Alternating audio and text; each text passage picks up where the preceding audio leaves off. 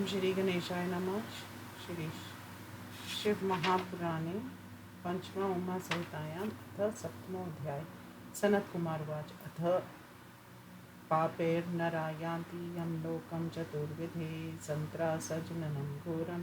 विविशा सर्वदेहिना गर्भस्थैर्जार्यमाणैक्ष बालस्तरुं मध्यमे स्त्रीपुनः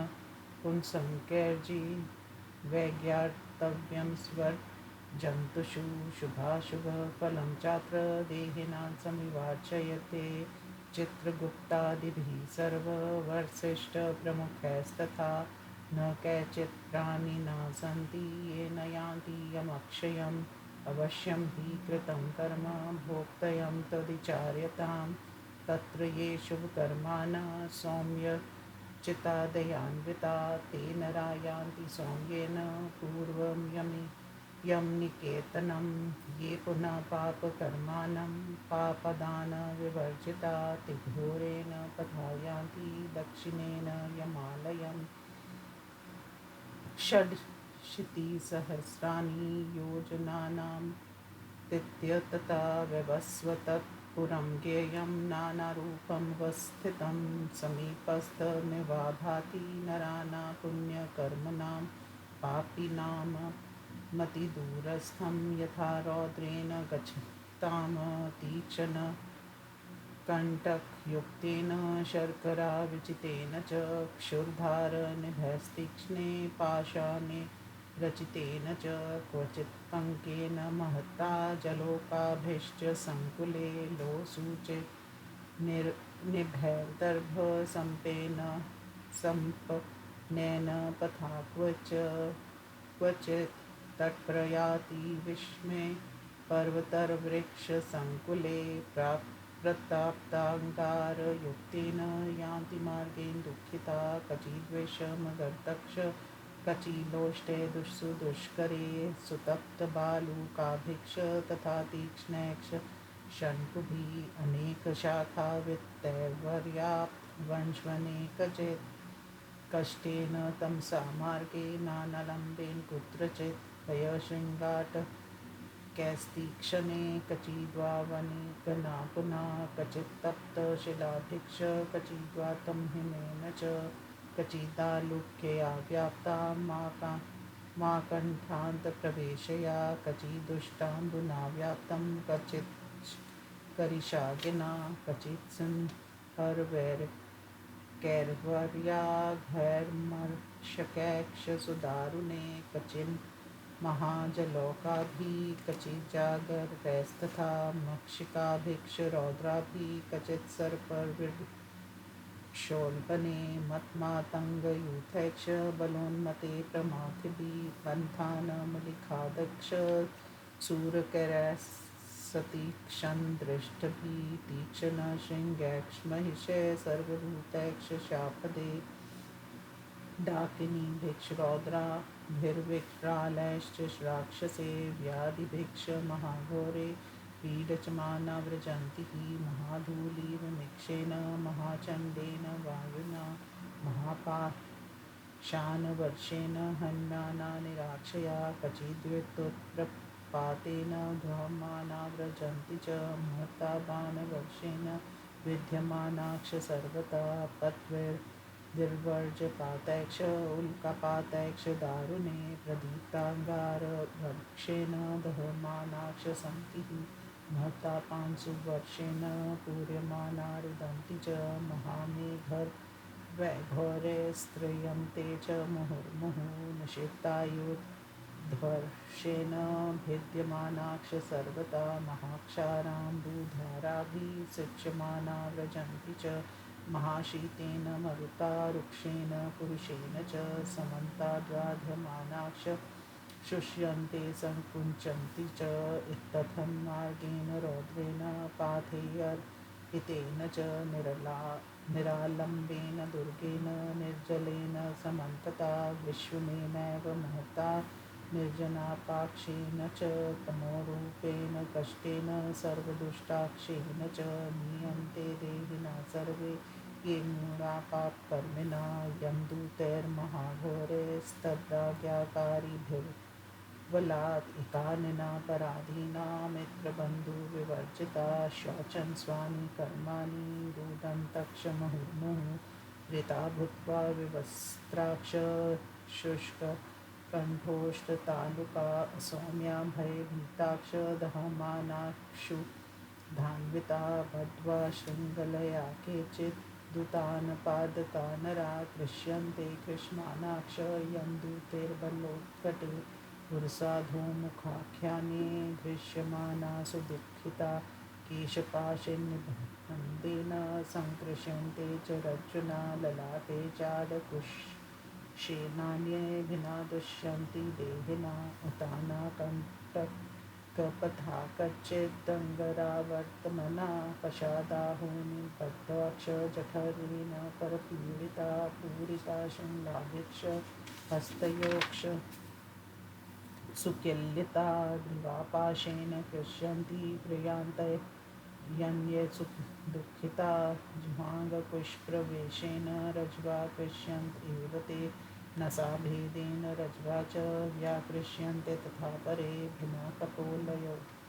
रज्वा कृष्यन्तेऽन्यतथोष्ठयो छिन्नाग्रापादहस्ताक्ष छिन्नकर्णोष्ठीनासिका सञ्चिन्नशिश्वरशना छिन्नभिन्नागसन्धया आभिद्यमाना कुन्तैश्च विद्यमानाक्षसायके क्षेतक्ष धावन्त क्रन्माना निराक्षया मुदरैर्लोहदण्डैश्च हन्यमाना मुहुर्मुहुः कण्टकैर्विवृधे घोरज्वरलानर्कसम्प्रभे विनत्पालैर्विविद्यन्ते सर्वन्तर्पूयशोणितं शकृताक्रमुनिदिग्धा क्ष्णीयन्ते विविशानरा याचमानाक्ष सलिमन्नं वापि बुभुक्षिता छायां प्रार्थ्यमानाक्ष शीतात्ताक्षानलं पुनः दानहीना प्रयान्त्येवं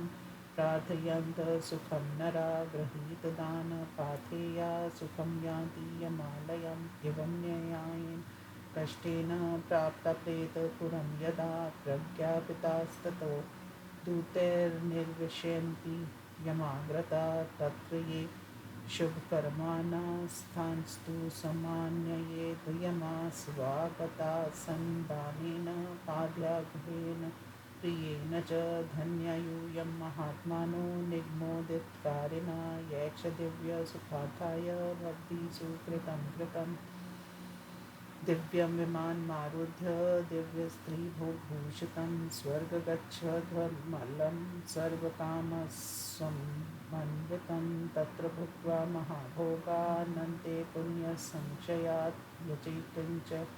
दलपं शुभं पुनस्तेह भोक्ष्ययत् धर्मात्मानो नराये च मित्रभूता इवात्मना सौम्यमुखं प्रपश्यन्ति धर्मराजानमेव च ये पुनः क्रूरकर्माणस्ते पश्यन्ति भयानकं दंष्ट्राकराल् वदनं भ्रेकुटिकुटिलेक्षणम् ऊर्ध्वकेशं महाशं शुम्रुद्रप्रस्फुरिताधरम् अष्टादशभुजं क्रुद्रं नीलाजन्य च योपमं सर्वायुधोत्कृतकरं सर्वदण्डेन तर्जयन् महामहेशमारूढं दीप्तगिस्सं लोचनं रक्तमालायां वरधरं महामेरुमिवोच्छ्रितं प्रलयाम्बुधनिर्घोषं पिबन्निव महोदिधं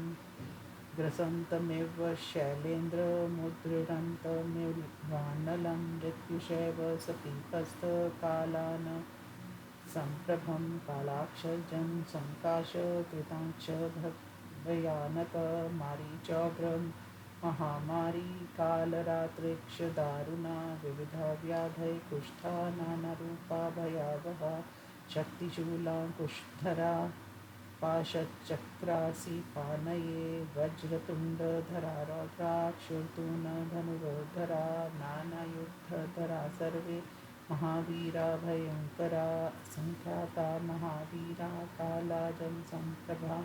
सर्वायुध्योत्तत्करा यं दूता भयानका अनेन परिचारेण कृतं तं घोरदर्शनं यमाश पश्यन्ति पापिष्ठा शत्रुगुप्तं च भीषणं निर्भद्दर्शयति चात्यं यमस्तान् पापकर्मणा चित्रगुप्तक्ष भगवान् धर्मवाक्ये प्रबोधयेत्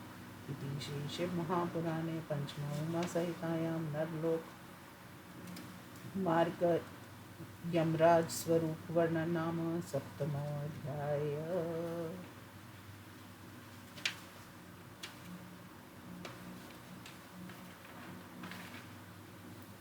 अथाष्टमोऽध्याय। चित्रगुप्तवाच भो भो दुष्कृतकर्मान् परदव्यापहारका गर्विता रूपवीर्येण परदाराव मर्दका यत्स्वयं क्रियते कर्म तद्दिदं भुज्यते पुनः तत् किमात्मोद्घातात् भवद्विष्टुष्टकृतं कृतम् इदानीं किं प्रलप्य धवं पीडच्यमाना स्वकर्मभिः भुजयन्ता स्वानि कर्माणि नास्ति दोषो हि कस्यचित्। सनत्कुमारवाच एवं ते पृथ्वीपाला सम्प्राप्तस्तत्समीपता स्वकीये कर्मभिघोरे दुष्कर्म बलदर्पिना तानपि क्रोधसंयुक्ता क्षित्रगुप्तो महाप्रभु संशिक्षति धर्मज्ञो यमराजानुशिक्षया। चित्रगुप्तवाच भो भो नृपा दुराचारा प्रजाविध्वंसकारिणी अल्पकालस्य राजस्य कृते किं दुष्कृतं कृतं राजभोगेन मोहेन बलादन्याय प्रजा यद्दण्डिता फलं तस्य भुज्यतामधुना नृपा कम्त्रदाजल्यं कलत्रं च यदर्थं शुभं कृतं तत्सर्वं सम्परित्यज्य यूयमेका किना स्थिता पश्यामि तदुलं नष्टं येन विध्वंसिता प्रजा यं दूते योज्यमाना अधुना कीदृशं भवेत्। सनत्कुमारवाच एवं बहुविधैर्वाक्ये रूपलब्धा यमेन ते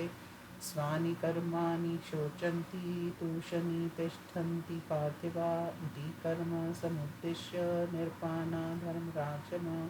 तत्पापक्षुदर्चर्थमिदं दुत्रान्तब्रीवति च। यमराज उवाच भो भो षण्ड महाचण्ड गृहीत्वा नृप्तिं बलात् नियमेन विशुद्धत्वं क्रमेण नरकाग्निषु। सनत्कुमारवाच तथा शीघ्रं समादाय नृपासङ्ग्रहपादयो भ्रामयित्वा तु वेगेन निक्षिप्योदरप्रगृहा च सर्वप्रायेण महत्तातितप्ते शिलातले आस्वालयन्ति तरसा वज्रेणेव महाद्रुमान् तथा स रक्तं श्रोत्रेण स्वकृते धीकृत निस्संज्ञ स तदा देहि निश्चेष्ट सम्प्रजायते तथा स वायुना स्पृष्ट स तैरुजीवितात्मना तथा पापविशुच्यथ क्षिपन्ति नरकार्णवे अष्टाविंशतिसहस्राणि क्षित्यध सप्तकोटया सप्तमस्य तलस्यान्ते घोरतमसि संस्थिता घोराख्या प्रथमा कोटि सुघोरा तत्तदा स्थिता अतिघोरा महाघोरा घोररूपा च पंचमी षष्टितलाथ लाख्याय च सप्तमी च भयानका अष्टमी कालरात्रिक्ष नवमी च भयोत्कटा दशमी तद्धषण्डा महाचण्डा तत्तोपयद् चण्डकोला हलाचान्या प्रचण्डा चण्ड नायिका पद्यपद्यावती भीता भीमभीषन्नायिका कराला विक्राला च वज्रा विंशतिमा स्मृता त्रिकोणा पञ्चकोणा च सुदीर्घा चाखिलार्तिदा समाभीमबलात्युग्रा दीप्तप्रायेति चाष्टमी इति ते नामता प्रोक्ता घोरनरकोटय अष्टविंशतिरेवैता पापानायातनात्मिका तांसक्रमेण विज्ञेया पञ्चैव नायका प्रत्येकं सर्वकोटिना नामता सनिबोधता रौरवा प्रथमस्तेषां ब्रूवते यत् देहिना महारौरवपीडा विमर्हान्तोऽपि रुदन्ति च तथा शीतं तथा च शन् पञ्चाध्यानायका स्मृता सुघोरसंहातीक्ष्णस्तथा सजीवना स्मृता महात्मो विलोमक्ष विलोक्षापि कण्टका तीव्रवेगकरालक्ष्य विक्रालप्रकम्पना महावक्रक्षकालक्ष कालसूत्रप्रगर्जना सूचीमुखा सुमेतिक्ष खादका सुप्रपीडना कुम्भिपाका पाकसुपाकोच क्रकक्षातिदारुणा अङ्गारा शीभवनं भेदोऽश्रिक्रप्रहृतस्तता तीक्ष्ण तुण्डक्ष शकुनिर्महासंवर्तका क्रतु तपजन्तु पङ्क्लेप प्रतिमांसस्त्रपूदवा उच्छवास सुनिरच्छुवासो सुदीर्घकूट शाल्मली दुरिष्टसुमहावाद प्रवासु प्रतापना ततो मेघो वृषशालं व्याघ्रगजानना श्वशुक्राज महिषूककोकवृक्कानना ग्रहकुम्भीननक्राख्या सर्पकूर्माख्यव्यायसा गृधोलूक जलोकाख्या शर्दूलकृत्कर्कटा मण्डूकपूती वक्त्र रक्ताक्षपूतिमृत्तका कन्धूम्रस्तथा वृक्ष कृमगन्धिवपुस्तथा अभेदक्षा प्रतिष्ठक्ष रुधिरावक्षभीजना ललाभक्षान्द्रभक्षो च सर्वभक्ष सुदारुणा कंटक सुविशालक्ष विकटकटपूतना अम्बरीश कटाहक्ष कष्टवैतरणी नदी सुतप्तलोहशयन् एकपाद प्रपूरना असितालवनं घोरमस्तिभङ्ग सुपूर्णा विलातस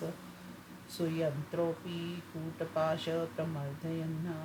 महाचूर्णो सुचूर्णोऽपि तप्तलोमहं तथा पर्वतशूलधारा च तथा यमलपर्वता मूत्रविष्टाक्ष कूपक्ष क्षारकूपक्षीतला मुस्सुलोलुफलं यन्त्रं शिलाशकटलाङ्गलं तालपत्रासिगहनं महाशकटं मण्डपं समूहं स्थितभङ्गस्तप्तक्षलं योगुडं बहुदुःखं महाक्लेश कश्मलं शमलं मलं हालाहलो विरूपक्ष स्वरूपक्ष यमानुगा एकपादस्त्रिपादक्ष तीव्रशाचीवरं तमा अष्टाविंशतिर्यत्येते क्रमशः पञ्चकं कोटिनामानुपूर्व्येन पञ्चपञ्चैव नायका रौरवाय प्रबोध्यन्ते नरकानाशतं संवृतं चत्वारिंशतं प्रोक्तं महानरकमण्डलम् इति ते व्याससम्प्रोक्ता नरकस्य स्थितिरमया प्रसाञ्चाना च वैराग्यं शिनु पापगतिं च ताम् इति श्रीशिवमहापुराणे पञ्चमोमासहितायां नरकलोकवर्णनं नाम अष्टमोऽध्यायः।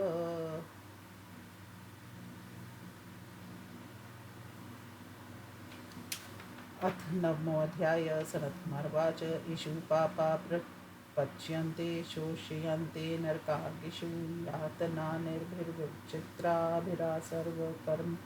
यक्षयादृशं स्वमलप्रक्ष्याद्यदग्धो धास्यन्ति धातवा तत्र पापाक्षात् पापा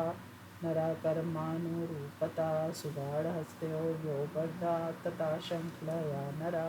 महावृक्षाग्रशाखासु लम्बयन्ते यं किङ्करे ततस्ते सर्वयत्नेन क्षिप्ता दौलन्ति किङ्करे दौल्यन्तक्षातिवेगेन विसंज्ञा यान्ति योजनम् अन्तरिक्षस्थिताना च लोकभारशतं पुनः पादयोर्बध्यते तेषां यं दूतेर्महाबले तेन भारेण महता प्रभृञ्चं ताडिता नरा दयायन्ति स्वानि कर्माणि तूष्णी तिष्ठन्ति निश्चला ततो कुशैर्गुरुवर्णे लोहदण्डैक्षदारुणे हन्यन्ते किङ्करो रे घोरे सम्मन्तात् पापकर्मणे ततः क्षारेण दीप्तेन वैरपि विशेषता समन्ततः प्रलिप्यन्ते तीव्रेण तु पुनः पुनः द्रुतेनात्यन्तलिप्तेन कृताङ्गा जर्जरीकृता पुनर्वृद्ध्याय चाङ्गानि शिरसप्रभृति क्रमात् वृतान् कवत् प्रपच्यन्ते तप्तलोहकटाहके विष्ठापूर्णे तथा कूपे क्रमीणानिचये पुनः निरोसुकृप्तुये पूर्णायां वापयां क्षिप्यन्ति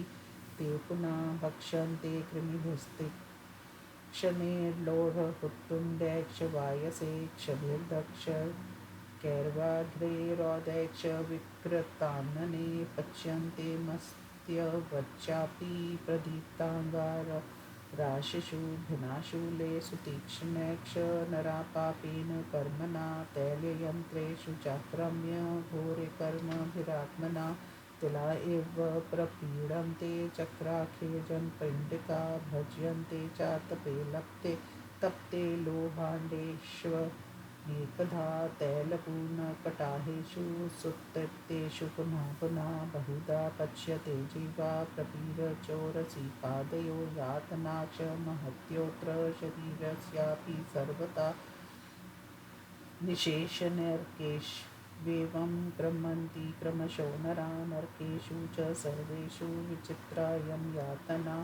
यां याक्ष दीयते व्यास सर्वाङ्गेषु सुकष्टदा